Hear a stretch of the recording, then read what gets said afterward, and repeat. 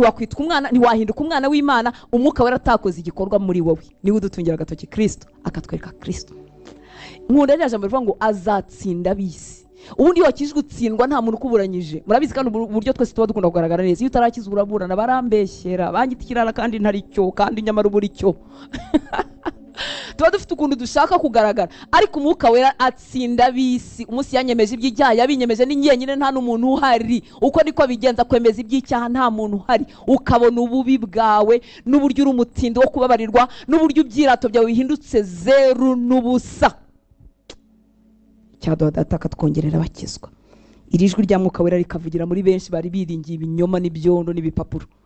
Haleluya. Mwuka wera ubwo azaza, azatsinda ab'isi, abemeza iby'icyaha. Iyo umuntu yakijijwe, nawe warakijijwe, uramureba ukanezerwa. Aragondama. Aragonda, aba yarahagaze atya ashinze ijosi nk'uko twese tuba tuyashinze, akagonda. Akuzurwamo no gushaka Imana, akuzurwamo no guca bugufi. Yajyaga yihagaramo we aburanaho bigahinduka ubusa. Niyo mpamvu uzatubona turira tumeze nk'abantu badafite ubwenge n'ubusirimu. Uzatubona rimwe na rimwe twarize twimyiriye, turi abagore b'abasirimu, turi abagabo b'icyubahiro. Ukatubona rimwe na rimwe twarize twimyiriye, tumeze ukuntu kutabasha gusobanukira abatarabisogongera. Ariko mwuka wera yatugezemo, turatsindwa. Tukibuka imbabazi z'Imana zirengagije imyaka yacu yo kururungutana, tukamubaza ngo waduciye Yesu. Ndasaba ubwo buntu ngo butembe mu mutima wawe uyu mugoroba niba utarabwakira. Ndasaba mwuka wera ubasha kwemeza imitima, mwemeze umutima wawe utazaherekeza abandi. Haleluya. Naza azatsinda ab'isi. Nari mvuze ngo umwuka wera tumwakira mu buryo bubiri. Uko atsinda ab'isi bakihana bagakizwa, umwuka wera aba yaje muri twe. Mu Galatiya 4:6 n'indi mirongo myinshi irabihamya, ariko reka nkoreshe mikeya muri iyo. Galatiya 4:6, rwandiko Paulo n'ikitoro ry'Galatiya 4:6 aravuga ngo kandi kuko muri abana bayo. Nicyo cyatumye Imana yohereza umwuka w'umwana wayo mu mitima yacu, avuga ati Abba Data. Umwuka w'Imana aba muri njye, aba mu bakijijwe twe, kuko turi abana bayo. Nicyo cyatumye Data yohereza umwuka we muri twebwe, abana b'Imana, abantu bakijijwe. Turi ibitangaza bigenda mu isi. Niyo mpamvu abamarayika bafite amatsiko yo kutureba. Niyo mpamvu Paulo yavuze ngo dutungisha benshi, dusa nk'abagiye gupfa nyamara tubeshaho abandi, dusa nk'isuzugurwa ariko dutanga ubuzima. Turi umucyo w'isi, turi umunyu w'isi. Data dutegereje ko dutwara ubutumwa bwiza kugera ku mpera y'isi, kugira ngo iherezo ribone kuza. Tekereza abantu Data yabikije iherezo ry'isi. Niyo mpamvu ukwiriye guhaguruka uvuga ubutumwa bwiza. Niyo mpamvu ukwiriye gusenga kugira ngo wumve umuhamagaro wawe. Hari aho uri umumisiyoneri, hari aho wahawe gutwara ubutumwa bwiza mu moko atarageragwa n'ubutumwa bwiza, hari aho wahawe kuba mobilizer, gukangurira abandi, hari aho wahawe gusenga, hari aho wahawe gutanga amafaranga yawe, ahari aho. Ariko ntuzigera ubimenya udatindanye n'Umwami ngo usobanukirwe bidashidikanywaho icyo ubereyeho muri uyu mwaka, mu myaka izakurikiraho. Imana itugirire ubuntu. Kandi kuko muri abana bayo, nicyo cyatumye Imana yohereza umwuka w'umwana wayo mu mitima yacu, avuga ati Abba Data. Umwuka wera ari muri twe. Ntiyatwemeza icyaha ari hanze gusa, yaraje aba muri twe. Abagize uyu mugisha wo kwakira umwuka wera kuri iki kibanza cyangwa iyi nshuro ya mbere, hari ikintu kibabaho bose.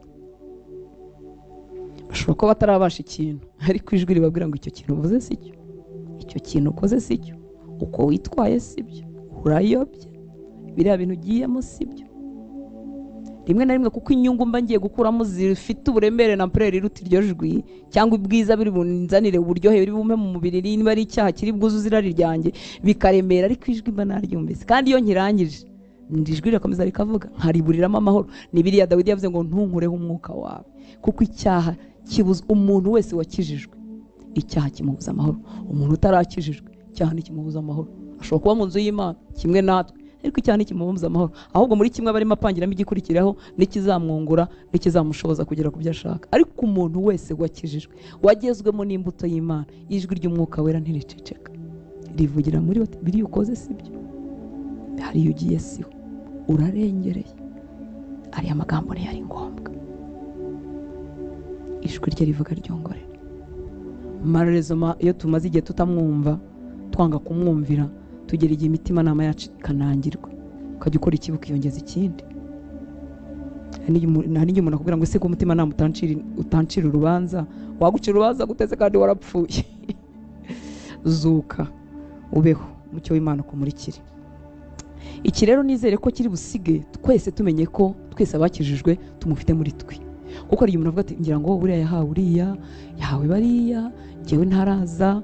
Hani igihe umuntu yikorera ibyaha akajya avuga ati ngira ngo naramwambuwe yamvuye. Niko kubusabane buratokorwa kandi icyaha kiramunga kikubera nk'ikimungu ukajya wumva Imana ntikumva ukajya wumva wajya no gusenga Satani akakurega icyaha kikakurega ibintu bikakubana bibi ukabihirwa. Igituma ubihirwa burya nuko wakijijwe, kuko udakijijwe nta bihirwa nabyo. Ariko Mwuka Wera yagukurwamo gute kandi ari ugutereza kwihana? Ntabwo Imana ari uko imeze. Rero twese abana b'Imana, Data yohereje Umwuka w'Imana mu mitima yacu, ari muri twe. Haleluya. Ariko icyo twakongeraho, Umwuka Wera muri twe imbere ntiturahabwa igikurikiraho. Kandi akenshi iyo bigarukiye aho ngaho tumugirana intege nke tukazibamo tukamubana mu byaha tugatubyuka. Ikindi ntacyo twungura ubwami bw'Imana cyane, kuko tuba tukirwana na twebwe mw'imbere. Ntacyo twungura ubwami bw'Imana kuko za mbaraga zindi duhabwa iyo tumubatijwemo zituma dukora ibirenze ibyo twashobora mu bushobozi bwacu tuba tutarazihabwa. Icyakora iryo jwi riba rikiri muri twe, twahindutse abana b'Imana, turamutse dupfuye twajya mu ijuru, ariko ntacyo turamarira ubwami bw'Imana cyane. Imana ishimwe cyane. Bizaba bibaje kuko dushobora kurangiza urugendo rwa hano mu isi ukajya usanga wagombaga kuba we ntiwigeze uba we, kuko utigeze ubatizwa mu Mwuka Wera. Impano z'Imana wagomba gukoramo warakomeze wadimiriza abandi ukajya ugira ngo nizo zigitangaza, kandi wenda wowe wari ufite izindi z'ibitangaza zari kutwungura. Kuko icyabera baziherwa no kugira ngo twungurane, dukorerane, uzane iyawe nanjye nzane iyanjye dukorerane. Hanyuma ukazarangiza urugendo ugasanga wagombaga kuba igitangaza mu isi, wagombaga kutubera igisubizo mu itorero mubera, ni wowe wagomba kutugirira za mpano zose nziza, ibitangaza, gukiza indwara, kurobanura imyuka. Ugasanga nta murozi wari kwicarana natwe kuko wari kuba wamubonye, ugasanga wari gukoresha ibintu byinshi byiza ariko ntibigeze bigukoreramo kuko utigeze ubatizwa mu Mwuka Wera. Ndifuza ko Mwuka Wera w'Imana yadusigamo inyota y'umugoroba kugira ngo duhuzwe n'icyo twaremewe. Haleluya, amen.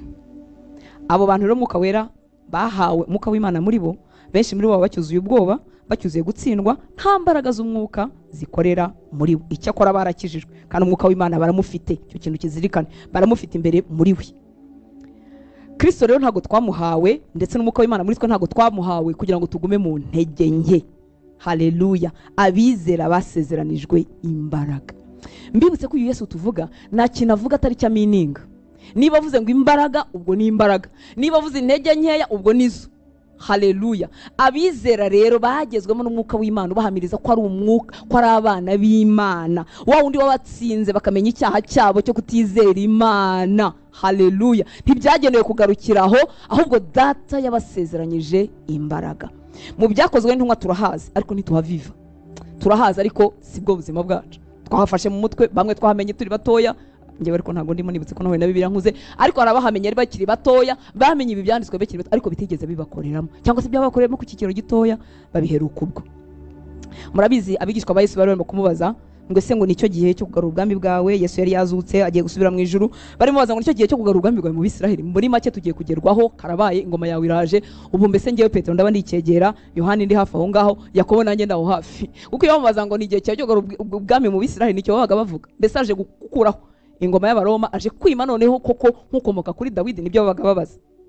Ababwira ko atari byabo kumenya iby'ibihe n'iminsi nk'uko Data yabigennye. Ariko ku murongo wa 8 aravuga ngo icyakora, haleluya, muzahabwa imbaraga. Nongere mvuge, sinzi mperutse kubivuga numva binyuze, ntago Yesu yaravuga ngo icyakora muzahabwa imbaraga bagize gute? Bazifite. Ntazo bari bafite. Iyo bazigira ntibari kwitiranya ubwami bwa Yesu n'ubwami bw'ino ku isi. Iyo bazigira ntibari kurwanira imyanya. Iyo bazigira Petero ntaba yarihakanye Yesu kandi amukunda, yamwihakanya amukunda, amwihakana ararira. Iyo bazigira bari kuba mu buzima, iyo bazigira ntibari gusubira kuroba. Yesu yaravuga ati nzapfa, nzazuka nyuma y'imisi 3, nzasubira kwa Data. Byose rero yari bababwiye, ariko ntibari bafite amatwi yo kubyumva. Nta mbaraga, nta guhishurirwa Imana, nta kumenya imigambi yayo, nta kuberaho yo. Ariko ngo icyakora muzahabwa imbaraga Umwuka Wera nabamanukira.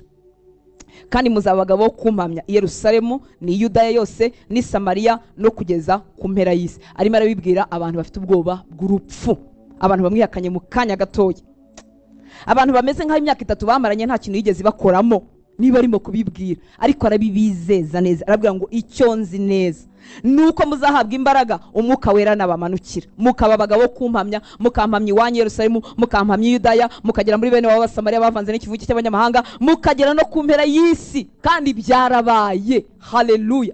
Nta kintu gishobora kunyeganyeza itorero ry'Imana, rizahora kugeza igihe nyiraryo azaza kuritwarira. Ku mpera y'isi tuzavuga Yesu, batwica tuzavuga Yesu. Imana ishimwe turi mu gihugu batatwicamo, wenda dufite ibindi byatubuza kumuvuga, ariko reka nkubwire inshuti y'Imana, iri zina rizavugwa ku isi yose. Icyubahiro cy'Imana kizakwira isi yose. Imana niyo mushefu w'ibihe.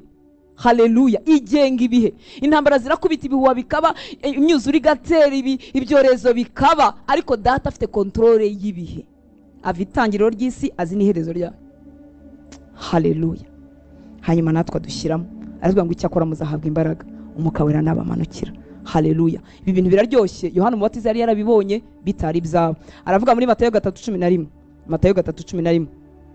Yohana Umubatiza yari umuranga mwiza. Aravuga ngo njyeweho ndababatirisha amazi yonyine niyo nshoboye.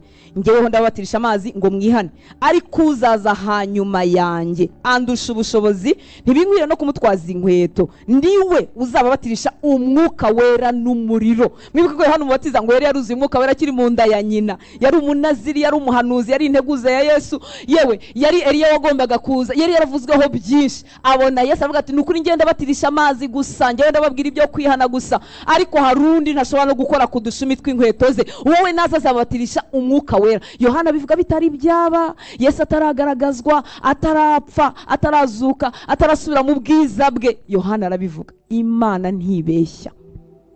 Abera bagenewe kubatizwa mu mwuka wera. Abera ntibagenewe kugarukira mu mubatizo wanjye na Sandra tujya tubabatiza n'abandi. Si wo mubatizo bagenewe kugarukiramo, umubatizo w'amazi saho. Bagenewe kubatizwa n'umwuka wera, babatijwe n'Imana yabo. Hahirwa abafite inzara n'inyota byo gukiranuka, bazahazwa, bazabatizwa, bazuzuzwa. Umuriganya Satani rero yaratunyaze, atunyaga icy'ingenzi, adutera gusengera ibishira bidahaza bitumara imbaraga. Ni ku itorero tumeze, nta mbaraga dufite kubera ibyo. Imihamagaro y'abera irasinziriye, bamwe bazasaza batayimenye kuko batigeze uyu mubatizo bawuhabwa. Imana itugirire imbabazi. Data rero ibi ngibi nkuko yabivuze yarabisohoje.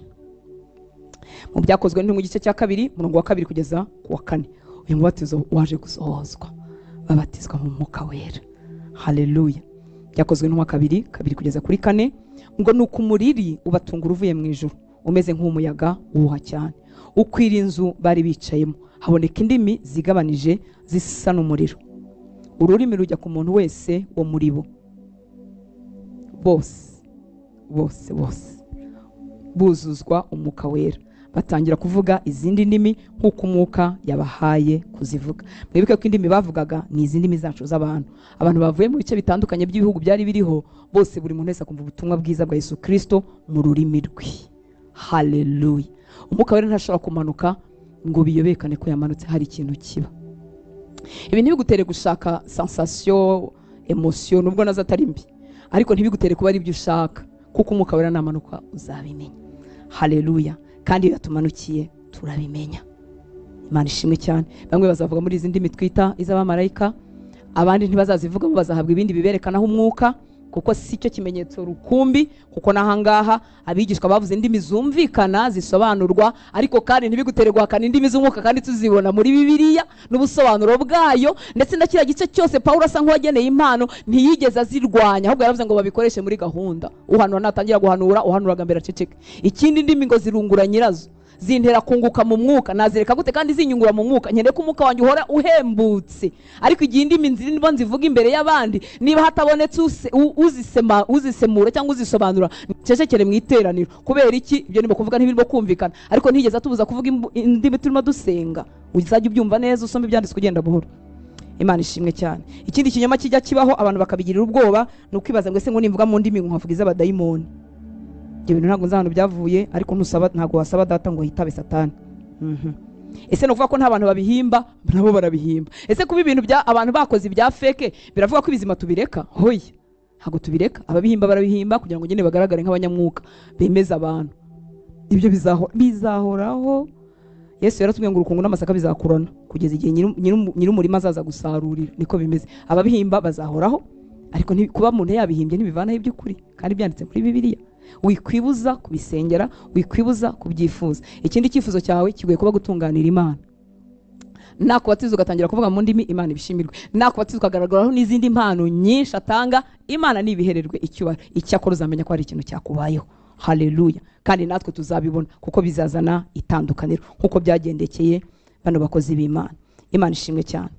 Bose buzuzwa umwuka wera, batangira kuvuga izindi ndimi nkuko umwuka yabahaye kuzivuga. Reka ncishemo gato mbere ko ngaruka muri kino gice. Nongere nkubwire ngo ntago data yamutanze amugeze. Ntiyatanze ngo ajye atanga gake gake. Muri Tito yarabivuze, akoresha ijambo mu Kinyarwanda nkunda rivuga ngo nukuducuncumuriraho. Gucuncumura si bitonyanga no gusuka ku bwinshi.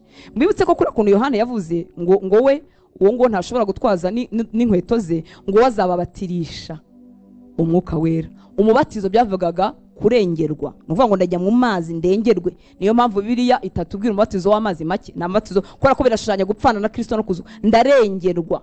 Nuko kubatizwa rero nukurengerwa n'umwuka w'Imana. Niyo mpamvu ari umwuka w'Imana muri twe. Byarenze umwuka wera muri nje umesha kwihana, ahubwo bibaye umwuka wera. Nkuko mbatizwa amazi akandengera, niko umwuka wera mwambaye andiho aranyuzuye. Kandi imbaraga z'Imana zijyanye n'impano yangeneye zizakorera muri nje. N'ubushizi bw'amanga bw'igitangaza bukorere muri twe, no kunesha iby'isi n'ubwoba bw'isi bikorere muri twe. Rero yavugaga umubatizo, ababwira bazi umubatizo icyari cyo. Imana ishimwe cyane. Haleluya. Hanyuma hangaha rero mu byakozwe n'uko twabonye yarasutswe. Niyo mpamvu ijambo ryo muri Tito ndikunda kuko byitwa gucuncumura. Gucuncumura ngo ufite amazi menshi mu gitanka kinini ukayamena ku muntu wese akava ku mutwe akagera ku birenge akamwuzura. Imana ishimwe cyane. Haleluya. Ntiyamutanze amugeze. Tito 3:4 kugeza kuri 6 murongo ushaka n'uhera. Tito 3:4 ngo nyamara kugira neza kw'Imana umukiza wacu n'urukundo akunda abantu bibonetse. Byarabonetse inshuti z'Imana, iradukiza itabitewe n'imirimo yo gukiranuka twakoze, ahubwo kubw'imbabazi zayo idukirisha kuhagirwa ariko kubyarwa bwa kabiri, ikadukirisha no guhindurwa bashya. Ibi ni bya byo kuba regenere, guhindurwa mushya. Mwikadukirisha no guhindurwa bashya n'umwuka wera. Byose bikorwa n'umwuka wera uwo yahaye Yesu Kristo. Umwuka wera uwo data yahaye Yesu Kristo umukiza wacu kuducuncumuriraho cyane. Nujya muri bibiri ugenda buhoro uzaryoherwa. Haleluya. Data yahaye uwo mwuka Yesu ngo awuducuncumureho cyane. Ni cya gitanka kinini kirimo amazi menshi asukwa ku muntu, umuntu agatoha rwose akarekeraho kubaho kubwe. Kandi abagize umugisha wo kubisogongera, n'ukuri hari ibintu bikubaho cyangwa wakorera Imana mu mpano y'Imana ukabizi neza ko ibyo bintu atari wowe. Kavuga uti rugero nivuze nkavuga utandakuzi uriya si wowe, biriya ntiwabishobora, uriya bushizi bw'amanga ntabwo ugira tubiziranyeho, hari ahantu ntabwo wari kuyihanganira utandakuzi. Nawe ujye ubwira wowe wawe. Nanjye mbwira utase nkabwira utandakuzi uriya si wowe. Uwo yaduhaye kuducuncumuriraho cyane. Nta mutanga mwimana, nta mutanga nkaho atadukwira twese, oya. Abasukiwe rero bagira impinduka zigaragara muri bo ndetse no kuri bo rwose pe bidashidikanywa. Ubu bwabo ntibabishidikanya, natwe babareba tubona ko hari impinduka zabaye muri bo. Hanyuma muri iki gice cya kabiri twa turimo cy'ibyakozwe n'intumwa, manifestation ihute. Byakozwe n'intumwa 2:14 tumanuke gatoya. Haravuga ngo ariko Petero ahagarara nabo 11 ababwiza ijwi rirenga ati yemwe bagabo b'Iyudaya. Ubwo bamaze gusukirwa imbaraga Petero arazifite, ubuzima bwa Petero bwahindutse, uwihishaga wari ufite ubwoba agiye kuvugana ubushizi bw'amanga. Ikindi mwibuke ko